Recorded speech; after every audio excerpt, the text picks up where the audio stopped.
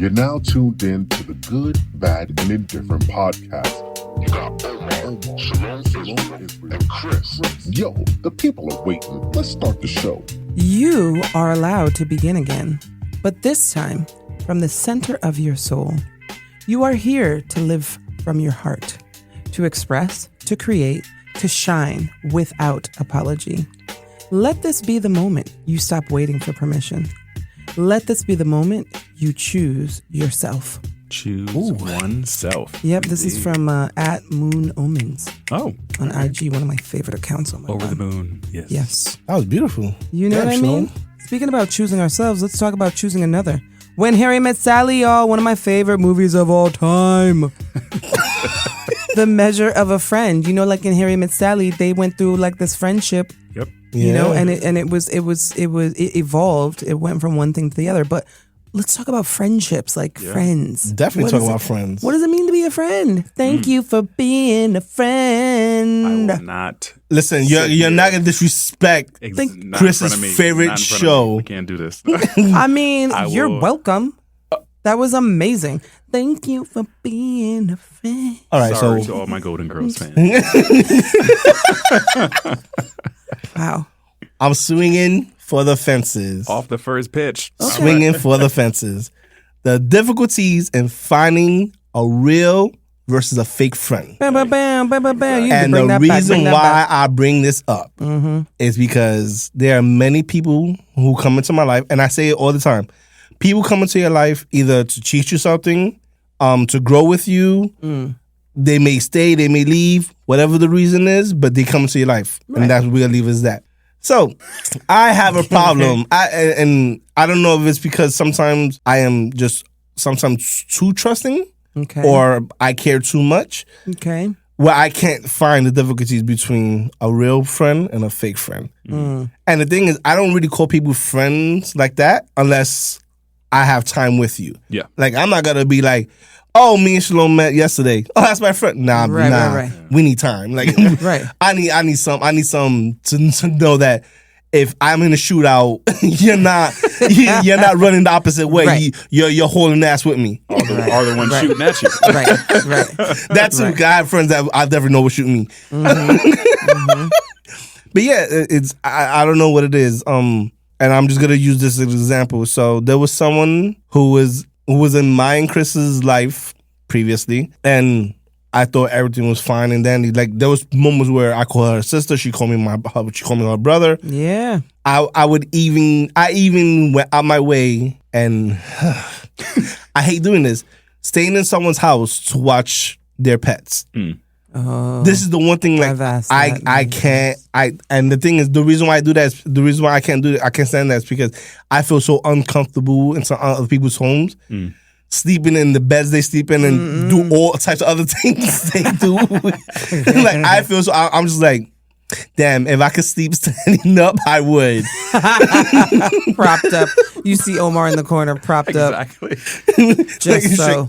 A blanket. Right. No, so I feel so uncomfortable. But I went out my way and I stood in this person's house and I watched their two puppies for almost the weekend. One day out the blue, she was going, and I get it, everyone goes through their things. Everyone has stuff in their life that, kicks you in the ass, and I get it. But if I'm reaching out to you while you're going through this and you're ignoring me, that's a sign to me like, was this friendship even real? Yeah. And the thing is, I know sometimes I seem heartless, sometimes I seem cruel, especially when I joke around with Shalom. And again, Shalom is all jokes. It's it's all jokes, even though, yes, I do want to put you to sleep. But it's jokes. It hurts. It hurts the way things end for me. Right.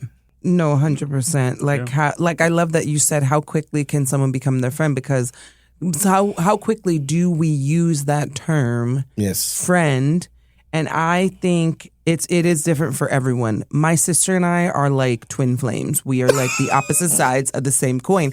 And I keep reminding her, people have to earn your trust and your friendship. Yes. Because my sister be out here like, oh, I met Sally 2 days ago. Now we going to the Bahamas. Has a copy of my house key and everything. You know what I mean? She's never done that because my sister is really smart. But like, I'll be like, boo boo. Like, I know you for 3 years. Yeah. I still don't you still are out here. Like, yes. But that's only because, like, to your point, Omar, I'm like, you don't know what people are made of, and even in your case, when you exchange these, what we consider or what you perceive in your mind as high value favors, experiences, and then next thing you know, they coming out their ass like not reciprocating it, or you find that they're not trusting of you because you're like, oh, are you all right? And it's a clear sign that they don't necessarily trust you. So I'm just like, I feel like it takes several tiers for me. Like, you know, if you picture it like an onion, and like in the center are like my core besties, and then like you go out several layers of this onion or whatever. It takes a while to get to that core. You know what I'm saying? And I'm when I just say hello to you, I'm like, I don't know you. You don't know me. I don't be telling anybody. My sister be telling everybody her business. She be out here like her whole government in passing. And then she'll be like, yeah, I was doing whatever, and we spoke about life and the dangers of the Lord, you know, all these things. And I'm like, you had that conversation? How did you do it? Like, I was This is the drive-through at McDonald's. at Starbucks, my sister will be like, and yeah, that cashier has just gone through a divorce. And I'm like, how did you even get to divorce from a latte, non-sip, foam cap, coconut milk? You know what I mean? Wow. All that. And my sister's like, really? And I'll be like, yeah, girl. Like, I'll be like, I will walk away from a conversation. Someone may have told me their story. Yeah. Sure. Congratulations. They will know nothing about me. Exactly. By design. Because I don't know you. Like, I don't know you. No, So I love how there are varying levels, but everybody is so nuanced in that. And sometimes I almost feel badly because I won't. Somebody may be like, bestie to me, and I'll be like, I'm sorry, what's your name again? Can you spell your name for me? I don't think I've met you yet. Yeah. You know? And that's just how it rolls. But I think it is both part in defense mechanism and part of like I pride myself on. Yeah. So I understand that there is a level of dysfunction to it, but I also realize that it has made me who I am, and I really pride myself on the idea that, no, you have to earn that. Yeah. So you got to sing the earn. Okay. Earn. All right, but don't get me wrong. She did ask for space. Yes. And but the thing is, if I know you're suffering and you're going through some stuff, I'll give you space, but I'm still going to reach out to see if you're okay. No, yeah, and you gave her space. And so, then but the thing is, I'm calling, and you're straight up ignoring my calls. But then you're out and about with these other people, and I'm just like... Yeah, that twist the knife. Yeah. I'm like, all right. Yeah. Say less, bitch. We will definitely get into this on another topic for sure, because I have many trains, many things, and my smile is saying this. But to Omar's point, and people need to understand, it would be nice if people understood that social media and posting, it is being out in life. It's a natural, inadvertent tattletale. Yes, it is. So when you're asking for space, it's your space to take. But just know that I see you. I see what you're doing with said space. Right. Especially when the space has asterisks of why you needed the space.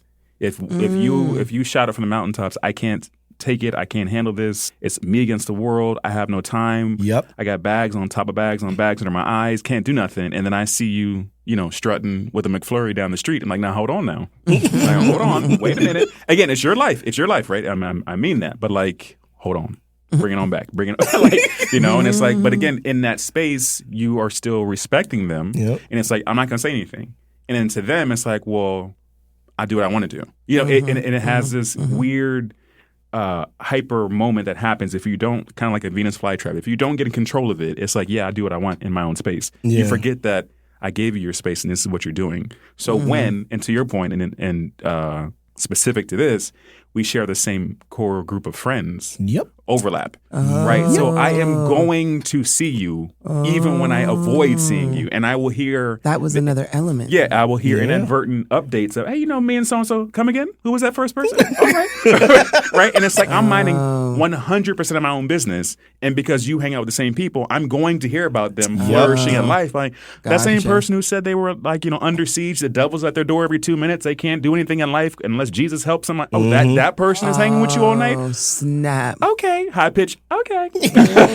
Social media be telling on people. Uh-oh. That's wild. Exactly. Well, I know. Go ahead. Go ahead. No. I know. You jump the gun. Bang, bang. Let my man Chris let his words out. I was like, wait, who, me? Oh, my bad. My bad, Chris. You're not my friend. Oh, wow, I'm cold again. I know. I'm cold. I keep getting cold. We are friends. We are friends. Kumbaya. For me, I always have this moment where I'm thinking, like, when does the line get crossed? Right. Between friendship and when is it felt? Is it assumed? And how is that different for everybody? Right? To your point with your sister, right? And I'll say for my brother, and he probably won't like me saying this, but I'll never forget this. We were at the stoplight in his car, and I think I have a name for it, but panhandlers. Yeah. Okay. He came up with a dusty, raggedy rag, twice used newspaper. Let me clean your window. Rather than, now mind you, window, not tinted, not no tank, not your, I can see you through my car. Yeah. You can see me shaking my head, no. My brother rolls the window, not a quarter, not a fraction, all the way down to tell the person, I don't have any money. But no, I had this conversation. I was like, if you don't roll that window. I had to freeze. I was like, if you don't pause. But maybe he wanted to have a conversation. He did. But I'm like, why? Let me out first. Let me fire up the video camera because there's going to be some post-worthy things that will happen here in a second. Right. But it was like, to that point, it was like, that line, I don't think he has a line. And it's a great thing to see. Yeah. Because it's a natural, I like people. What do you need? Is that a knife you're pointing at me? Is it sharp enough? Like, it's great to see. Yeah. But it's just like for people, like when is that line crossed? It is a crossing for some people, right? Because for me, I'll use that. There is a crossing and you do cross me, right? And it's like once you get on the other side of things that all the walls I put up, and Chauncey the snake and the alligator and Hans the shepherd, once I put all those things in front of you got here, it's like, oh, you made it.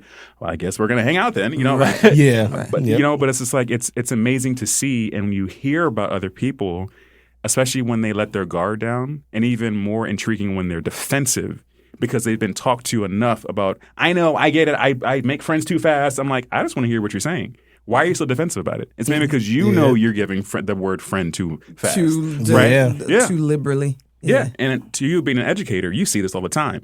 Like, hey, we'll use John and Jane names. Hey, where's Jane? Oh, my friend? Like, wait, this first day of school. Right? And you already called them your friend, but then they act as if they're their friends. Yeah. Sharing lunch. We're going to recess. They already got into a fight already. Right. We're napping together. Like, dang, it's only been like 2 hours. And all these life things that happen. Right. And this is like, but again, it's this weird, not weird, but I'll use the word weird. It's just this thing that happens. Like I'm imagining like this seesaw, like this keeps moving in life. It's like my friend, not my friend. I'm an adult. I know you're dangerous. And it's just like you just keep going. And I don't think it ever lands on either side through life. For me, it's like it's just teeter-tottering all over, right? Yeah.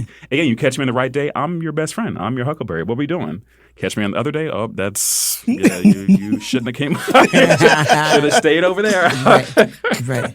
Oh my God, I love that you brought that up though, Chris, because the expectations that you brought up the kids, because when we are little, there is a different level of expectations and there are different assumptions of what that word means, and it's much simpler, which is why children can call each other friends. Yeah. Because that means we're sharing juice boxes, we're going to recess together, and these life experiences that can be catastrophic make us bonded at the hip. Yeah. And then as we get older, how do we end up losing that? And potentially because the life experiences that we're having are so much more either intimate, or they're so much more tumultuous, or so much more traumatizing, and so much more lasting, rather than I lost my juice box.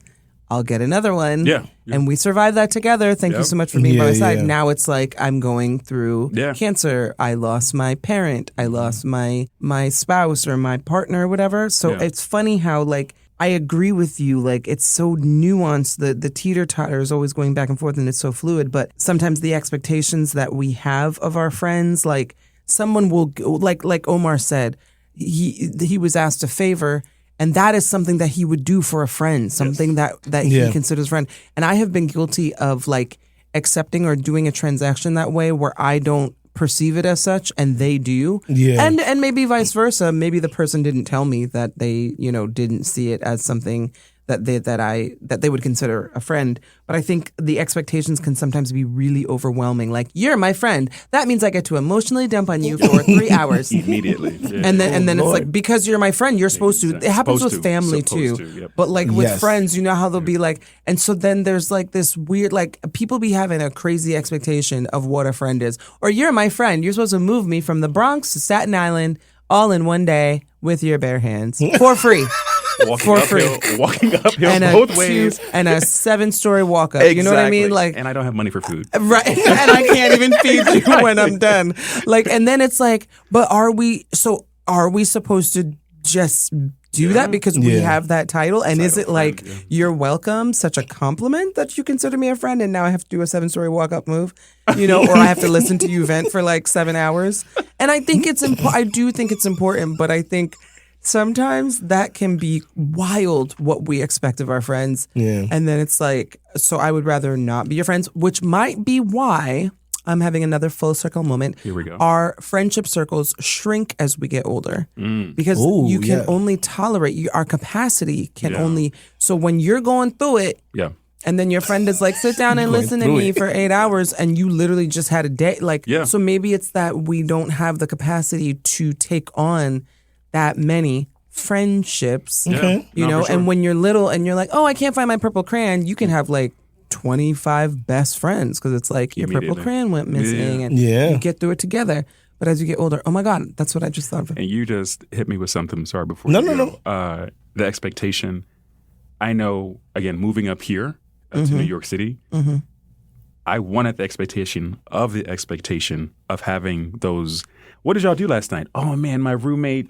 This happened, the barbecue, all that stuff. And so when I heard the word friend, I removed that friend expectation and put on the whole umbrella of, I want the expectation of what I hear all the time of, we went, we flew to Spain last night, that we just, all these friend, what do you call those things? Spontaneous things that you hear. Yeah. I had the best roommate situation. I watched my friend's dog, and guess who came over delivering pizza? Brad Pitt. All this, crazy stuff, right? That only happens when you hang out with certain friends. It's like that, to your point, when you put that word expectation, I removed that and just put it on just the word friend. And then it was like, I want what everyone's talking about. I want the wild stories, the dumping on you for 8 hours and, this, crazy stuff. They cook dinner, they have a pizza oven, I wanted all of these things. And it was like, I skipped over even what we're talking about. Do I even know what to expect from myself with a friend? I just want the highlights. I just want to highlight real friendship. Wow. Right? Okay. Because again, with the backdrop of New York, why wouldn't it happen? The city never sleeps. Let's go on the train at 3 a.m. and have this wake up at Coney Island. No, all these crazy things, right? So that's wake up at Coney Island. Jesus. I hear these things. I hear these things like, man, where'd you go? Man, you'll never guess. And you go into this whole story. It's like, what? It's like, I understand what you mean. Yeah. Right. So interesting. The expectation of the friendship. So my thing is, when a friendship becomes so strong, and I mentioned it, you consider the person family. Yeah. Now, the reason why I bring that up is because you both know I dealt with leukemia, not once but twice, and I survived it twice. Thank God. Beat it. Anyway, so the first time I was dealing with it, I was still taking classes at our dance school, which we all met there. Yeah. And something happened to my body where it was just not responding at all to anything. So my doctor informed me to take time off. So I took time off. Now, when I came back, there was a gentleman that used to work at the desk. And he hadn't seen me. He doesn't know me. All he did was sign me in. We spoke from time to time because you mentioned it too. Yeah. I'm very talkative and I know a lot of people at the front desk. He approached me. He was like, where have you been? Like, it's only been a year. Like, what happened to you? And I was like, it caught me by surprise because I was like, we've never really hung out. We never really had an in-depth conversation. And you asking me what happened. So I was like, hey, if you got time, we can hang out and we can speak about it. And then we did that. We hung out and I explained to him everything that was going on. And he was like, oh, wow. And I was like, wow, like for someone to not know me at all and was that intensive of like what everything was going on, I was like, oh shit. So then me and him, like after that we hung out. I was taking his classes, or when he used to sub classes, I used to take his class. And our bond became so close. Like I see him as a little brother. Like I call him my little brother. I'm like, hey, you need anything, I'm there for you. Because that's the type of person I am. Like if we have that bond, I will drop everything for you. And I'll just be like, I'm there. Yep. Right. Well, that's awesome. That's special. Yeah, for sure. I can imagine how you feel in feeling it in your voice. I'm smiling because I was standoffish to when people would notice me. The way he noticed you. Like his immediate sarcasm, like, what you watching me for? Right? Like, why do you need to know where I was for a year, right? But in those moments, it's genuine. Like that you'll feel the moment blow through the walls that you put up. Like, I care about you, right? There's a reason why I wasn't just watching you to be weird. Like, you usually come in on this day. Like, I haven't seen you. Like, you're part of my life now. Without, I know that sounds so heavy. But like, it's using the English words correct. Like, you are part of, when I come in on this day, I usually see you. So therefore, you are part of my life. So therefore, I haven't seen you. Right. And so that's heartwarming. And that's at my age now, I would appreciate that and accept that. But back, earlier versions of Chris, like, first of all, where are the authorities? Stop watching me. Like, what are you doing? Why are you watching me? Right. Did I look good though when you watch me? I'm sorry. What's going on? Right. The word friend is, such a widely used word, right? Yes. To me, for me, it does, and I feel for others, it denotes trust. Yeah. And it can cause walls to come down and go up, right? I think going up could be more detrimental in some circumstance. Yeah. Right. So for me, again, when we moved to this country and settled where we were in Maryland, I was always using the word friend. Hey, friend this, friend that, living out of a suitcase. Yeah. Going back between, my parents were divorced, I had quote unquote friends at my dad's house that I didn't spend that much time. And then when we finally settled where we were in Maryland, okay, now you all are a different kind of friend. Yeah. Right. And for me, it caused the walls to come down in Maryland, but it caused the walls to go back up in where I was going when we would visit my dad for 2 weeks every the court visitation or whatever. And I was different. I was a different person. Like they got the bougie Chris at my dad's house. I was more than aggressive. It was just for no reason fighting people. I mean, arguing. It was like, you all are my friends because I have no one else to talk to. Yeah, right. You're just hangout people. But I didn't have the vocabulary to say you're an acquaintance. It was just, you're a friend. That's one syllable, friend. Sure. Yep. Getting back down, it's like, no, we're getting into trouble. And, back in my mom's house, we're hanging out. This is back when you could hang out. I digress. Let's call the train in Petticoat Junction for one quick second. We're going to bring it in. It's the youth today do not understand. And I sound so old saying that, but I accept it. This is Grandpa Chris. When we say we used to hang out like till 2, 3 in the morning, like it wasn't because we were all doing something bad. It was just your parents was like, just stay where I can see you. And we were literally outside until 2 and 3 in the morning. So kids, please listen to us who are still have cognitive function in our brains, can tell you vivid stories of how this was. You all still have time to do it. Like you still have time to do it right now. They're hanging out and do it safely and just walk the hood and walk wherever and come back in one piece, right? And we don't have that, and I wish they would just understand that. But I digress. Story time over. But I would hope that people understand when that word friend is thrown around, it's not for the hearer or the sayer to, hey, do you know what I mean by friend? Yeah. What do you mean by this? You have a responsibility just as much as the listener and vice versa. When I use that word, right, that's almost like, and I hate to use a violent thing, but like when we all know this, right? You pull a gun out, hey, look, that it made an appearance. guns don't tickle. Either you're going to use it or you put it away. Like, it changes the entire thing. Right? Yeah, definitely does. When you say friend, that denotes trust, right? And I think we just blow past it and think, oh, they know that's just my hookup. That's whatever. Like, no, you said the word friend. Exactly. And you can't just throw that around because there's somebody who's in need of a friend sometime. And when they hear that, walls come crashing down. Like, and to your point with your sister or hey, I'm moving this weekend. You said you're my friend. Can you help me? Right? I just met you. But you use the word friend, right? And then that happens, that weird thing, and you say, "Oh, they're cray cray." I'm like, "Are they?" Some of them, yes, right? But it's like, some of them, yes. Where do you put yourself in? I did use the word friend, right? And I remember when I was a kid, what that meant. Friend meant, okay, who's coming over? My friend. How long you known them? I just met him in school. They're already at my house in your, sleepover. You know what I'm saying? So it's like that never goes anywhere. And I just would hope. I think we would operate a little bit differently. I won't necessarily say the word better, but I know we would operate differently as people. When that word comes out, it's almost like a record scratch. Ooh, who said it? Who said friend? Yes. It's like, do you mean it or not? Take it back. Like, don't just say it and leave it on the table. Like, because people go off with that. And like, I know for me, the more things I do in life and the older I'm blessed to get, thank God, it's like when people say friend, I don't have the energy to keep fighting. Right, sometimes. Yeah, exactly. Yeah. Now, I'm not stupid to the point where I'm like, oh, you said friend, let's go. Here's my mom's social security number and all this stuff. No, but you catch me in the right day. It's like, well, what's going on? Well, you're here. You're about to get a whole bunch of shit you didn't this is all you're bringing a card today. Like, I came without baggage. I'm leaving with baggage. Right.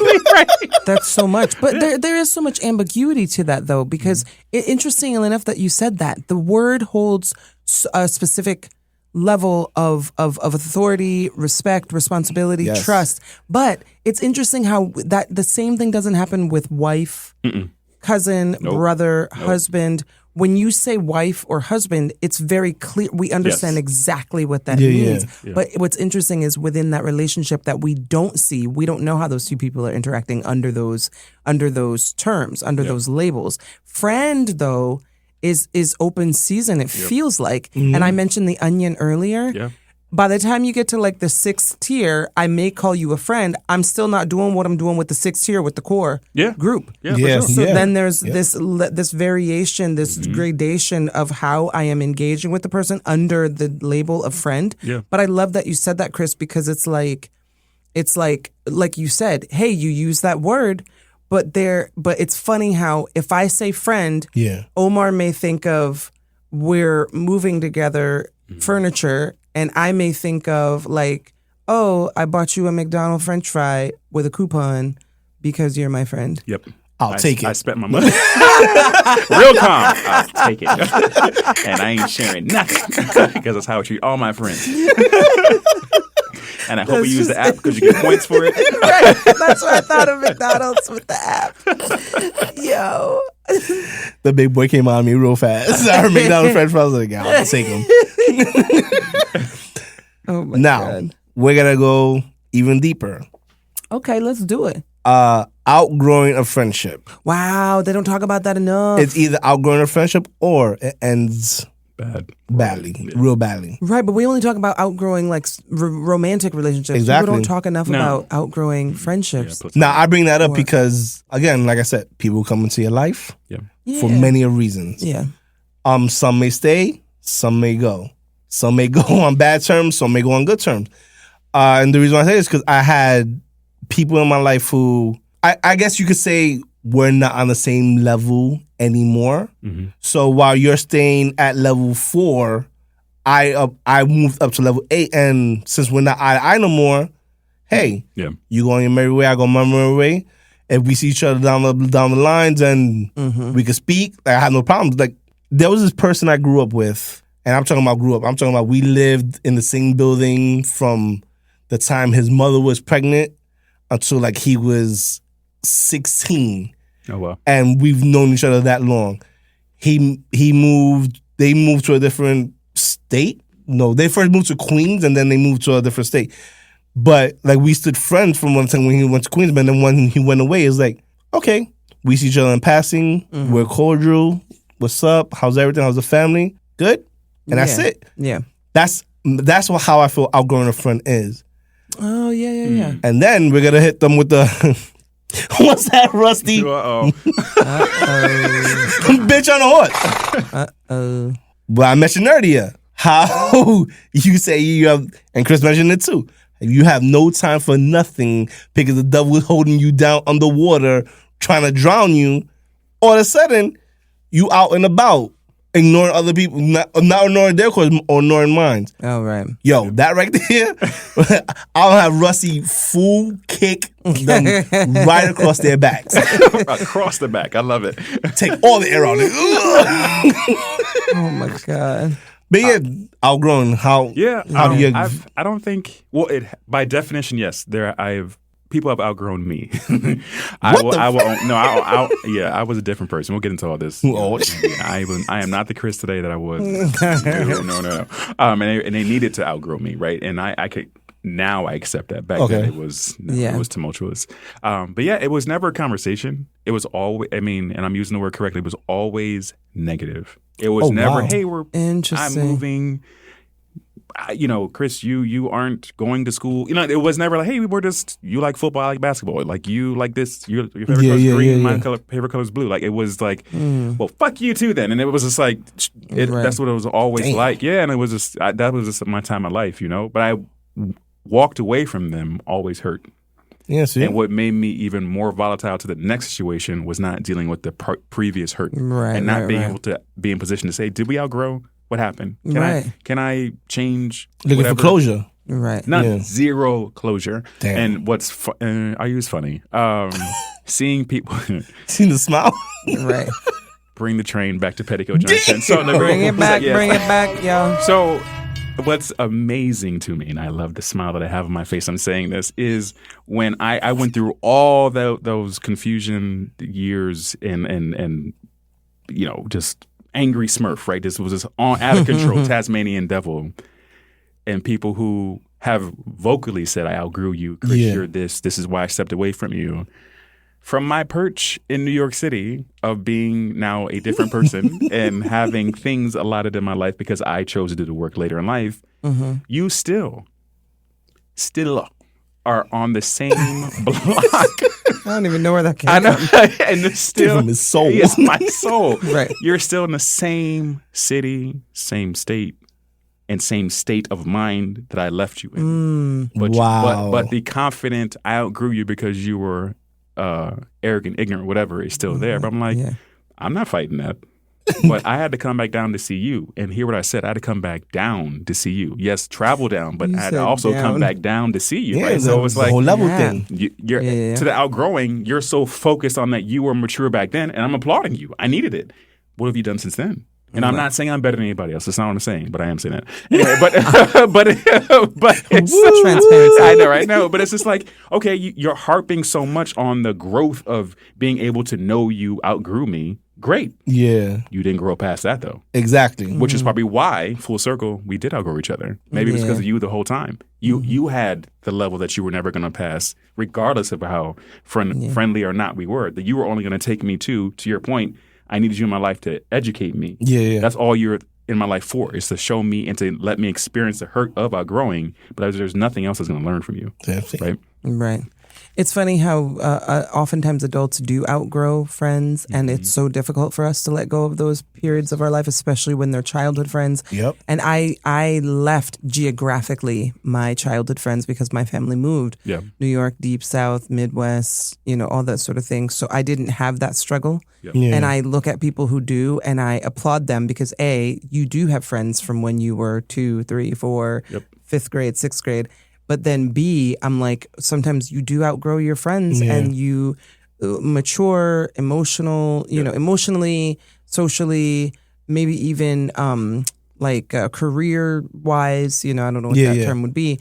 And then you want to hold on to these people who are literally ball and chaining you down. Yeah. But it's a really tricky, nuanced thing as adults, For sure. I feel like we need a moment to pause, you all, because we said some really good stuff about friends. And I love that Omar brought up the outgrowing of friendships, because people don't talk about that enough. At all. Good, bad, indifferent. I think that what is really good about it is...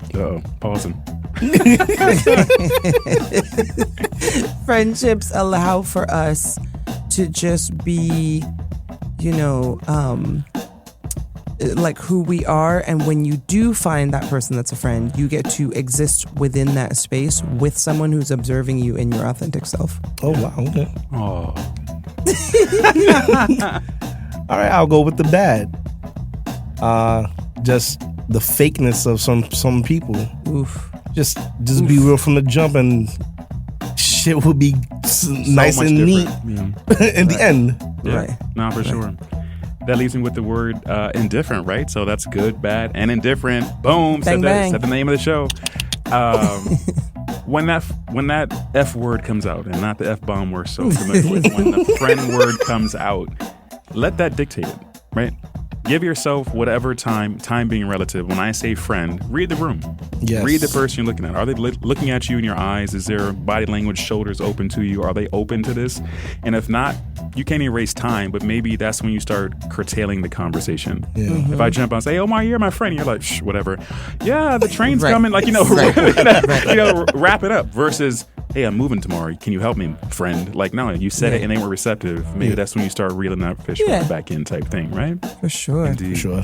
And on that note, what we learn, kids? Peace. What's up, y'all? This is Omar. Shalom Israel. And Chris. From the Good, Bad, and Indifferent. We want to thank you for listening to this episode. You can find us wherever you get your podcast. On IG, YouTube, TikTok, all of that. So go ahead, give us a follow, click on that subscribe button, leave us a comment, and do what you got to do so we can see you on the next episode.